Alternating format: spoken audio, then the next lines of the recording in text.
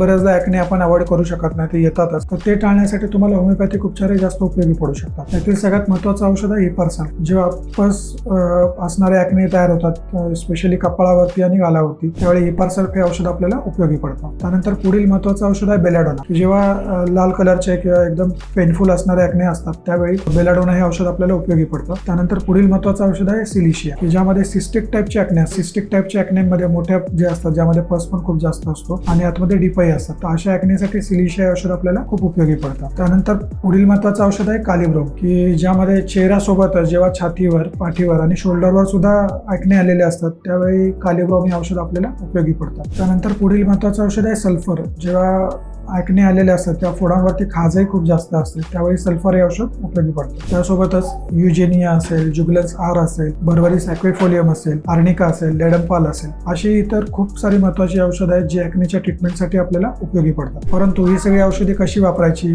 त्यामध्ये त्याचा डोसेस कसे असतात, हे सगळं एखादा तज्ज्ञ डॉक्टर ठरवू शकतो. त्यासाठी डॉक्टरांच्या सल्ल्यानेच ही औषधं घेतली पाहिजे. जर तुम्हालाही असा ॲक्नेचा त्रास असेल तर तुम्ही नक्कीच आपल्याशी संपर्क करू शकता. त्यासाठी खाली दिलेल्या नंबरवर व्हॉट्सअप करून तुम्ही कॉन्टॅक्ट करू शकता. थँक्यू.